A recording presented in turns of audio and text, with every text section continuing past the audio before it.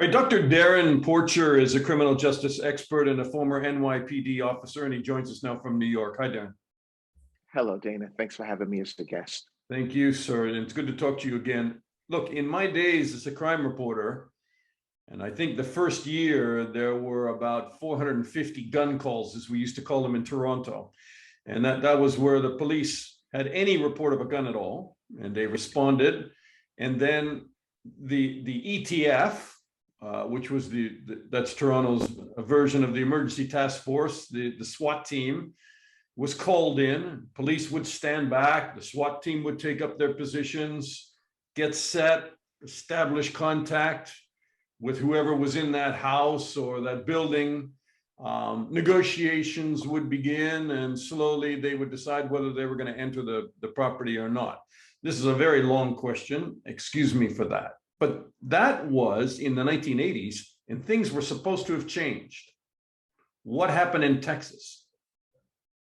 When we look at the natural order of policing, more so specific to the operations component, in the past, the special operations officers were the individuals that were tasked to interdict I want to say either barricaded suspects or someone that is embarking upon a mass shooting. And so we refer to this as an active shooter, so to speak. However, in the 1990s, after the Columbine massacre, there's been a seismic shift in policing in connection with the response of the first responding officer, that being the person that's now tasked with interdicting the shooter. So when we fast forward to the recent occurrence as to what happened down in Texas, the responding officers did come in, and there was somewhat of a layover, so to speak. When I say a layover, meaning the officers maintained a position of pause and they awaited the additional response of special operations officers, as you may refer to them as SWAT. But that took far too long. The officers waited for over an hour before they went in to breach the door, and what it resulted in was an extremely high level of casualties to children that were as young as 9, 10, and 11 years old. So it begs the question of what was the plausible strategy that was introduced by that department in Texas? What could have been better, and what went far worse? And this is where we have an after action review, and we have critical components in history that reflect on what happened with the Nicholas Cruz shooting in Parkland in Florida a couple of years ago. Gross similarities, and hopefully law enforcement in the United States can reevaluate this and develop a plan to ensure something like this doesn't happen in the future.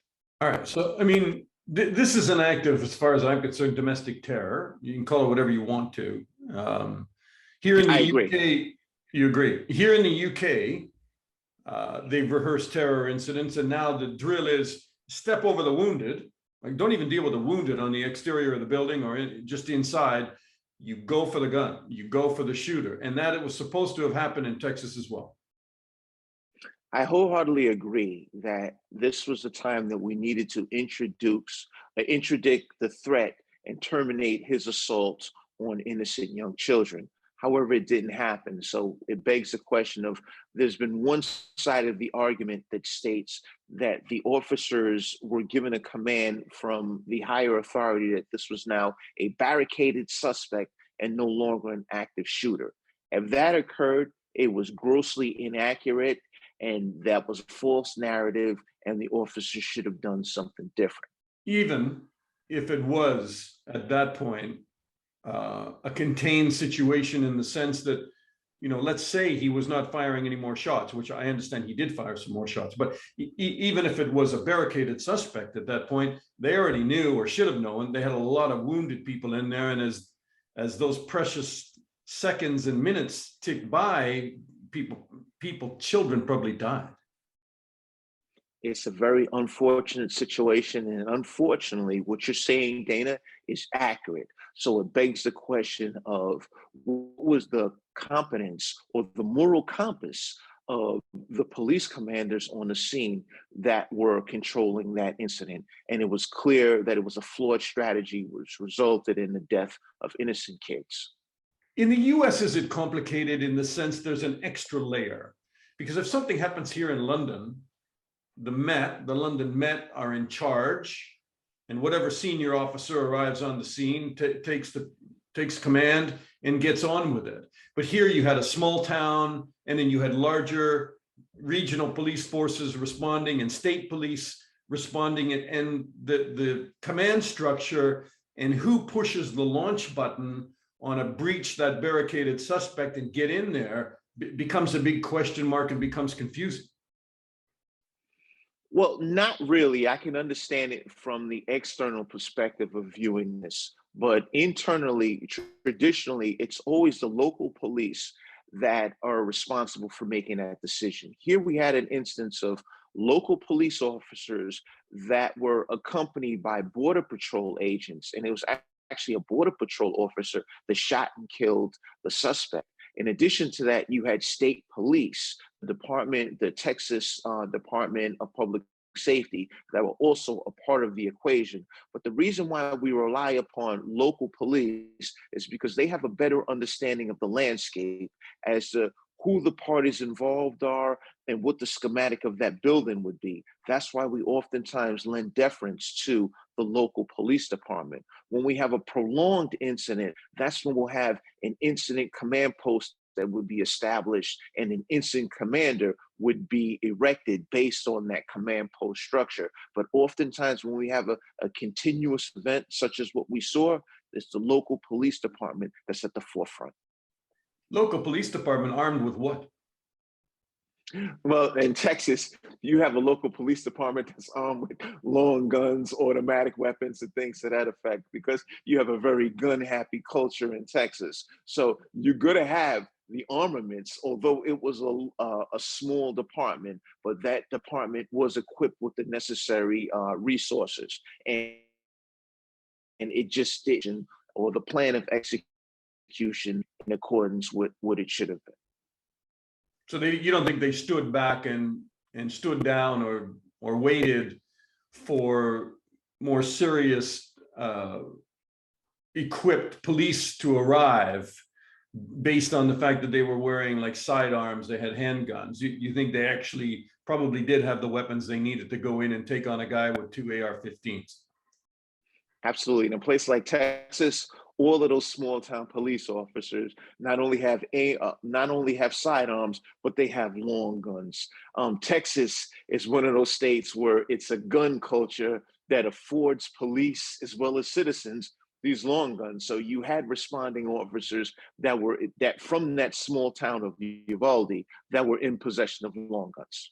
So look, I know you're from the NYPD originally, but you're a pretty national guy when it comes to policing issues on weapons and how police generally line up across the country. Now I've put you on the spot, so you're going to have to do this. Do you think that when you look at public opinion in terms of policing opinion, that the police generally support these weapons in private hands, these assault rifles? Or do you think that the police kind of come together and say, why are we having to face down people in these incidents armed with these kinds of weapons? Do they want them off the street, these assault rifles? Dana, that's a great question. Law enforcement is aligned with the Second Amendment, but at the same token, they are far or diametrically opposed to the public being in possession of these weapons, such as the AR design firearm that was used by the assailant in this particular case. Law enforcement are strong proponents of, if a person can pass a background check, it's okay for them to have certain weapons. However, there should be a prohibition on the weapons that the common citizen should be allowed to possess. And that's not the narrative that's being put out there. What you hear oftentimes is so let me clarify that. So you're saying they support the Second Amendment, the right to bear arms, but not assault rifles? Is that what you're saying? Not just assault rifles. I mean, you're partially correct, but law enforcement is not in support of people being in possession of these assault weapons, nor are they in support of people that haven't passed a background check. Law enforcement clearly supportive of gun control measures. That's something that's nationally accepted amongst police. However, you hear the extreme right that will focus on a platform of Second Amendment, and you have a right to maintain these weapons, which is diametrically opposed to the position of law enforcement. Because nobody wants to face a person armed with multiple magazines and two AR-15s. No policeman wants to go and face that, right? I mean, that's not people. You're trained to do it, but I mean, that's a lot of firepower.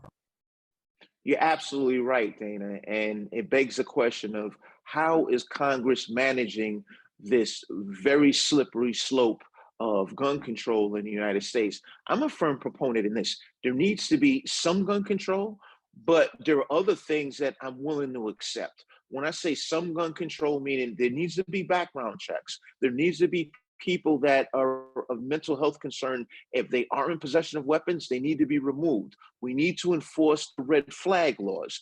I don't think that there is a place in society for these weapons that exceed the firepower of police. And I'm not the only person that feels this way. If you speak to any law enforcement officer in the United States, they'll give you the same messaging. How about age limitations? I mean, a lot of states do not allow 18-year-olds to go and buy those weapons. Well, in the state of Texas, it's very unfortunate that this individual 18 was allowed to acquire a weapon of this massive structure at 18 years old. I'm a former Texas resident, and I clearly know that it's an extreme gun culture in that particular state. And I think that there needs to be some revolutions in the gun laws. But on another point, handguns or sidearms, a person needs to be 21 and older to acquire those pistol from a gun dealer. However, that law does not prohibit the sale to a person that's under 21 to a third-party seller. And I give you an example. The next door neighbor has a gun that they want to sell. If you can arrange a sale between yourself and the next door neighbor and you're under 21, that's not an unlawful purchase. Really? I think that that's a loophole. Absolutely. That's a loophole that needs to stop. But you don't have the legislators that are willing to step up to the plate in the state of Texas and make that adjustment. And that's how we saw this manifest into the shooting that occurred in Uvalde. Any idea why legislators don't want to step up? Because when you take a look at a lot of the polling, I mean, the New York Times had a pretty good piece just right after the shooting happened. And I was struck by, you know, the debate just doesn't go right and left and divided down pro-gun and anti-gun. There's a lot of pro-gun people who support a lot of the amendments and proposals to restrict gun laws, but still satisfy Second Amendment appetite. You're absolutely right, Dana. The gross majority of gun owners do support some level of gun control. And this is clearly an example of a situation where the gun control measures were not effective and more needed to be done. Now, I'm not this person that supports this massive gun control ideology, because we look at places like Chicago, New York, and Los Angeles. We have the greatest gun restrictions in those cities. However, we have the highest propensity of gun violence. But at the same token, doing nothing is worse than than doing something that has little effect. So that being said, I think that gun owners, and I hear it all the time, like we just had the NRA convention down in Texas, and you had people that got on the stage and spouted outrageous rhetoric, but you also had a lot of people like myself that said, hey, look, we need to do something because nothing being done is amounting to the greatest propensity of violence. Is the debate changing, Darrin? I mean, when you look at, you know, the pro-gun lobby that used to say, oh, it's not the guns, it's the people. Don't blame the guns, it's the people. It's crazy people, don't blame the Second Amendment. It's not guns, it's not guns. You think the debate is shifting now? To a point, but I don't think much is going to happen. And I give you an example. After Sandy Hook, if you didn't make changes in gun control, I knew it was never going to happen. But I will say this: I think it's a part of the two. I agree that there's a side of it that people would mention that, look, it's not the gun, it's the person.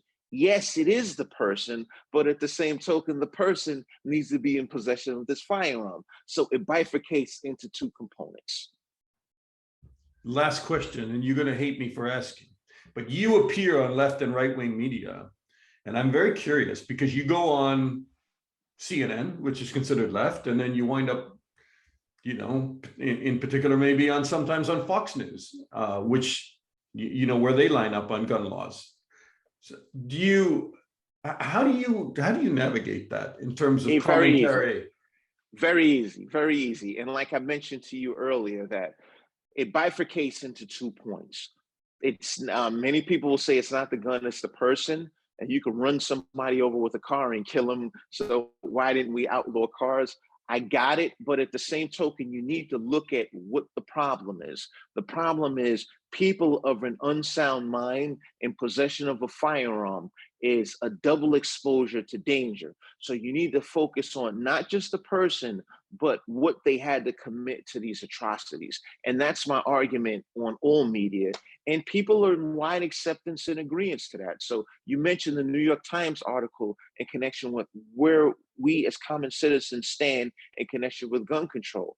I mentioned to you also about New York, Chicago, and Los Angeles having the tightest gun control laws, but we have the greatest propensity for violence. You need to look at both avenues. You can't spotlight just one component, because if you look at the one component, you're going to continue to have these mass shootings that have been plaguing the United States for years on end. The numbers are going up, they're not going down. Yeah, because there's probably the numbers of crazy people who've been sitting around in the pandemic looking at fringe media and getting more and more bent out of shape mentally are going up, and firearms are just too damn available. We have 400 million firearms in the United States. We have 360 million people that live in the United States. We got more guns than people. We're at a point now is, you have to do something. And it's just nothing is really committing to greater violence against us as common citizens. Dr. Darrin Porcher, always a privilege to talk to you, sir. Thank you. Thank you, Dana. Appreciate you. All right.